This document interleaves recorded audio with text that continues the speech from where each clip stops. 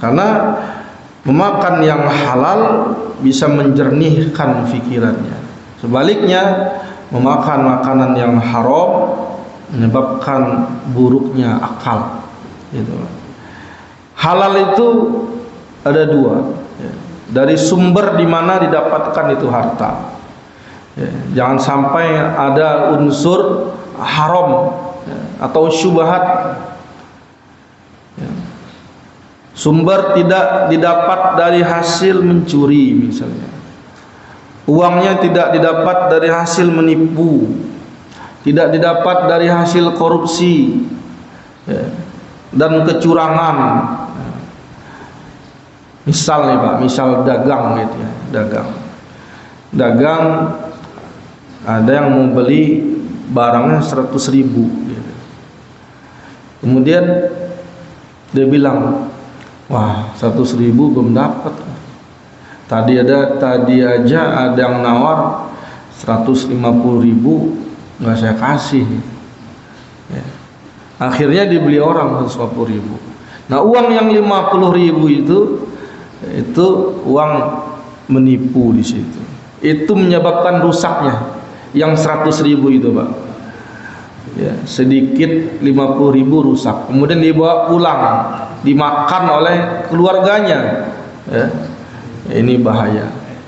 Ya. Jadi ibarat air satu ember kemasukan najis segelas. Itu ibaratnya. Ya. Uang 100.000 ya tadinya halal, kemudian masuk uang 50.000 yang hasil menipu tadi. Nah ini. Atau misalnya nih Bu, ya, misalnya masak, ibu-ibu masak, mau ngambil daun pandan, ya kan, ngambil daun pandan atau daun salam gitu. Tumbuhnya di rumah orang atau apa sih, asem itu ya, asem tunjuk itu. Main ambil-ambilannya masak, cuman asam doang, cuman daun doang gitu kan. Kayaknya sepele, ya Bu ya. Kemudian diambillah 2 lembar daun salam itu. Padahal itu ada yang punya, harusnya minta dulu gitu jarum. Cuman ngeremehin, adalah nggak apa-apa. Nah, itu haram. Kemudian dimasak, dimasukin ke dalam gulai misalnya 1 kuali. Nah itu gulai 1 kuali yang tadinya halal, ikan, daging, kemasukan 2 lembar daun salam itu jadi haram Pak. Ya. Nah ini mesti waspada. Kemudian dimakan sama keluarga kita. Ya. Nah ini mempengaruhi kepada akal fikiran. Ya. Jadi mesti benar-benar waspada dalam apa yang kita makan. Itu. Sumbernya harus jelas, harus halal. Kemudian bahan yang dimakan juga harus thayyiban, harus baik, dan barang-barang yang bukan diharamkan gitu. Ya.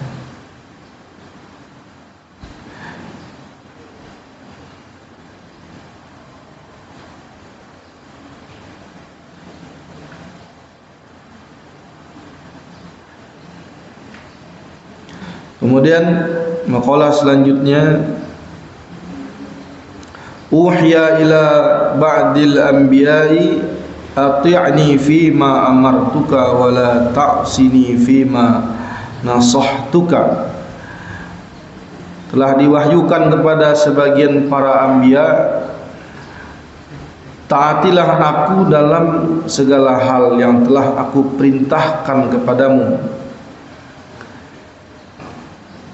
Wala ta'sini, janganlah engkau durhaka kepadaku, fima nasahtuka, pada apa yang telah ku nasihatkan kepadamu. Artinya maksudnya dalam segala hal yang telah Allah serukan kepada para anbiya itu terdapat kebaikan-kebaikannya, dan di dalam apa yang dilarang oleh Allah Subhanahu wa taala terdapat kerusakan-kerusakan. Maqalah selanjutnya, qila ikmalul aqli itba'u ridwanillahi ta'ala wajtinabu sukhti. Ikmalul aqli, sempurnanya akal itu, akal akan menjadi sempurna karena mengikuti keridhaan Allah Subhanahu wa taala. Akal menjadi sempurna, menjadi baik ketika seseorang itu mengikuti semua yang diperintahkan oleh Allah, semua perbuatannya mengikuti syariat Allah Subhanahu wa taala. Kemudian wajitinabu sukhtihi, dan menjauhi apa-apa yang dilarang oleh Allah Subhanahu wa taala.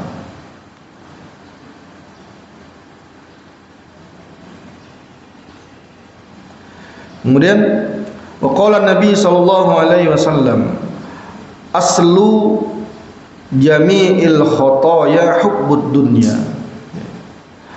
Sumber dari seluruh kesalahan, aslul jami'il khotoya, sumber dari seluruh kesalahan adalah hubbud dunya, cinta kepada dunia, yaitu melebihi kebutuhannya.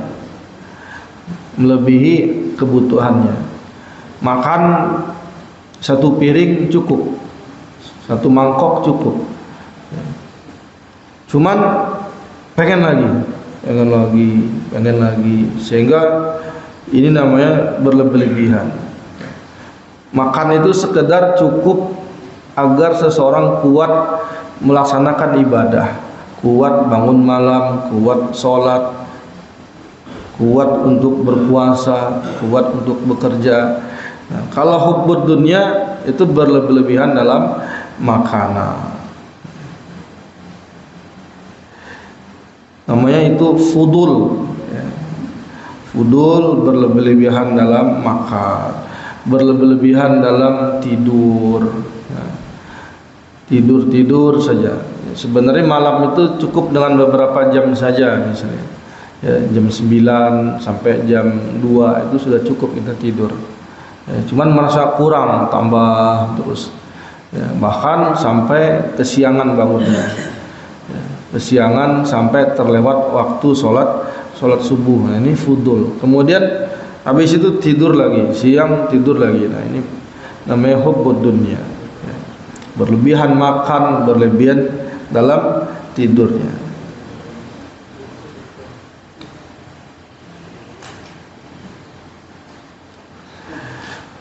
Qala, diriwayatkan oleh Imam At-Tirmizi dari Ibnu Umar, Nabi sallallahu alaihi wasallam mengatakan, qala khoslatani man kanat fihi katabahu Allahu syakiran sabiran wa man lam takuna fihi lam yaktubuhu Allah syakiran wala sabiran. Nabi sallallahu alaihi wasallam bersabda, dua perilaku barang siapa yang ada pada dirinya kedua perilaku itu, maka Allah mencatat dia sebagai orang yang bersyukur dan sabar. Ciri-ciri orang yang syukur dan sabar. Dan barang siapa yang tidak ada, wa man lam takuna fihi lam yaktubuhu Allah syakirun wala sabirun, yang tidak ada dua sifat itu pada dirinya, maka Allah tidak mencatat dia sebagai orang yang bersyukur dan bersabar. Yang pertama, man nazara fi dinihi ila huwa man fawqahu, barang siapa yang melihat dalam urusan agamanya, fi dinihi ila man huwa fawqahu, dalam urusan agamanya melihat kepada orang yang di atasnya. Maksudnya melihat orang lain sholatnya rajin berjamaah, rajin tidak pernah ketinggalan berjamaah, kemudian melihat orang yang rajin baca Quran setiap hari, melihat orang yang rajin berpuasa, melihat orang yang rajin berinfak dan sedekah, ya.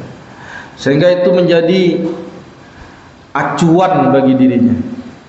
lihat tuh si itu udah ke masjid, lihat tuh si itu udah baca Quran, lihat tuh si itu. Nah, dalam urusan agama melihat orang yang di atasnya, kemudian dia mengikutinya, mencontohnya, ya, menjadi panutan bagi dirinya. Gitu. Jangan lihat yang di bawahnya. Gitu. Yuk ke masjid, ntar aja si itu aja belum. Nah, gitu. Yuk baca Quran, enggak, ntar si anu juga belum. Tidak, yang dilihat adalah orang yang sudah melakukan ibadah itu. Ayo ke masjid tuh Pak Haji udah berangkat. Ayo ke masjid, ayo Pak Ustadz udah berangkat gitu misalnya. Jadi melihat yang di atasnya kemudian diikutinya, menjadi penyemangat atas dirinya. Waduh saya belum nih, waduh saya belum ke masjid, waduh saya belum baca Quran nih, waduh saya belum saum nih, belum puasa gitu ya, sehingga saya harus ikut gitu.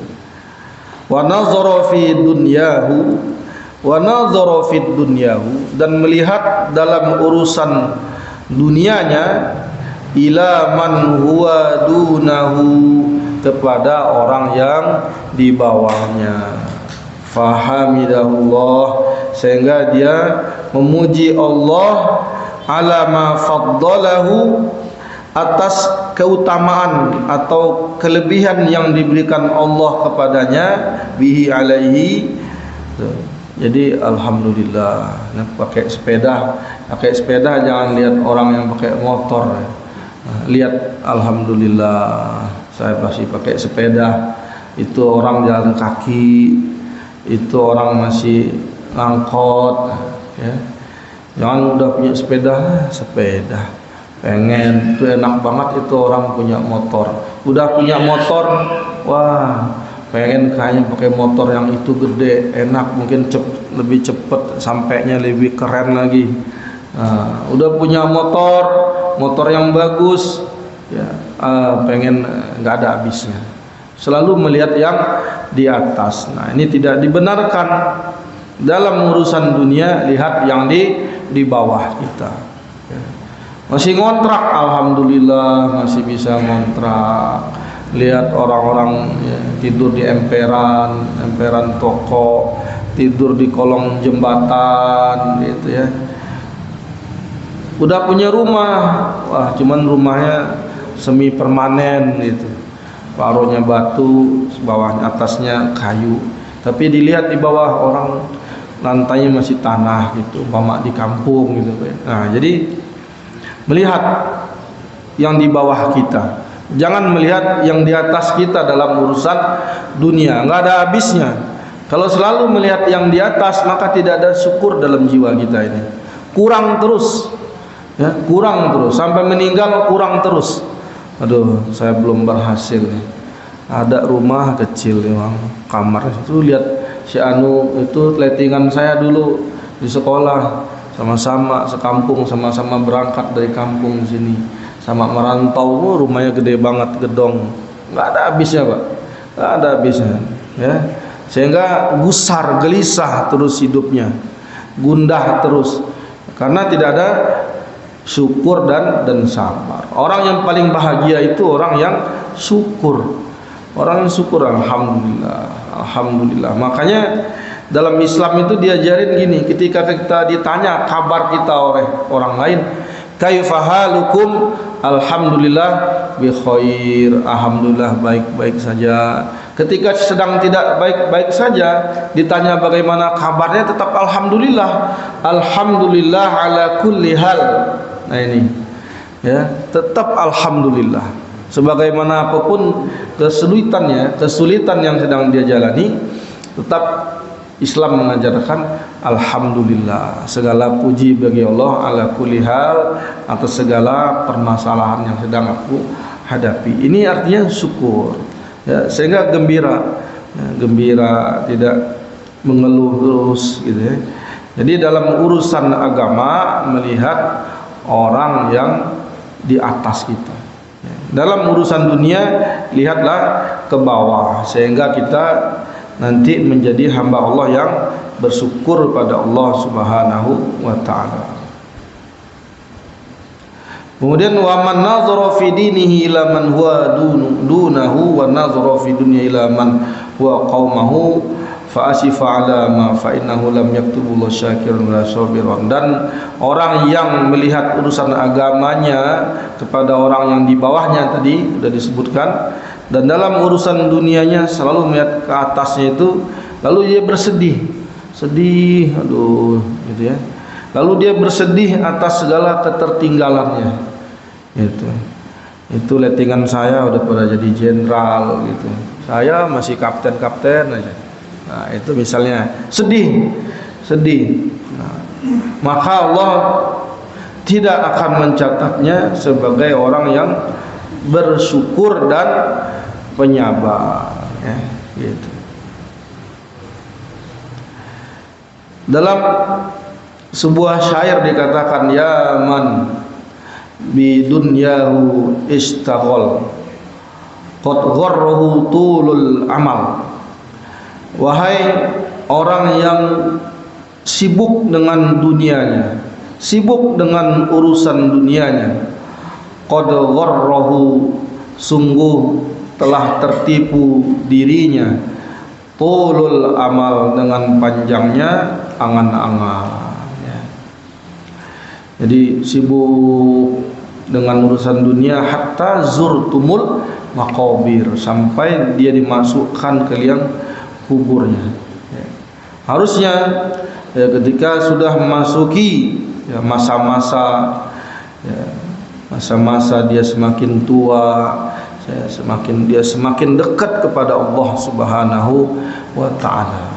Dia sudah istilahnya ibadah yang dipikirkan, semakin baik persiapannya, semakin banyak mengingat kematiannya, bahwa dia akan kembali. Telah banyak nampak olehnya yang telah berlalu, sahabat-sahabatnya, kawan-kawannya, saudaranya telah mendahuluinya. Kemudian dia menyibukkan dirinya dengan ibadah pada Allah Subhanahu wa ta'ala. Namun sebaliknya, ada di antara manusia yang tidak pernah sedikit pun terfikirkan olehnya untuk menyibukkan dirinya dengan ibadah. Semakin terus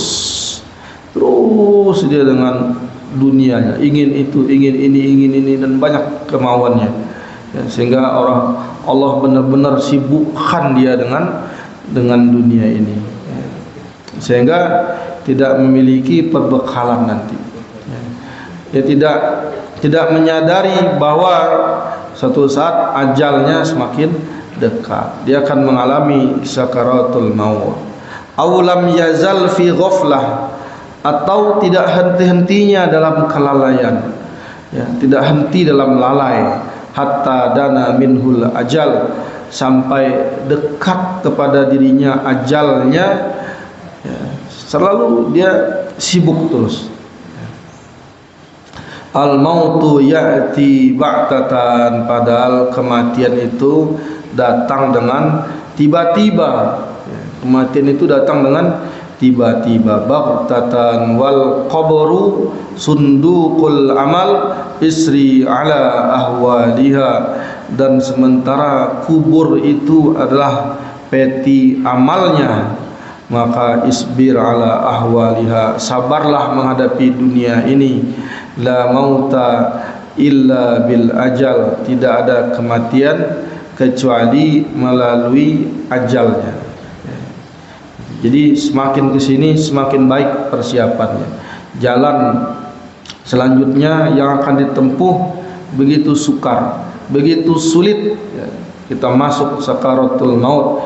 Inna fil mauta sakarat, ya. Sungguhnya dalam kematian itu sakarat. Sakarat itu sesuatu yang sakit.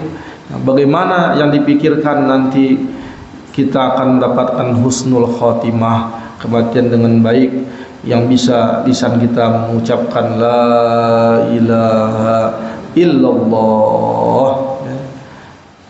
Kematian dengan mengucapkan la ilaha illallah. Dakhalal jannah man, barang siapa, kata Rasulullah, min akhiri kalamihi, di akhir perkataannya la ilaha illallah, dakhalal jannah, la ilaha illallah, maka dia masuk ke dalam surga. Nah, ini tergantung dari perbuatan semasa dia sebelum mati.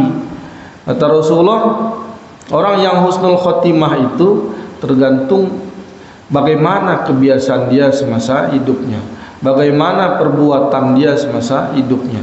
Kalau semasa hidupnya selalu beramal soleh, taat beribadah kepada Allah, maka kata Rasul itu tanda orang yang husnul khotimah. Insyaallah kita semua yang hadir di masjid ini istiqomah, semuanya adalah tanda-tanda mendapatkan husnul khotimah. Ya, amin ya rabbal alamin.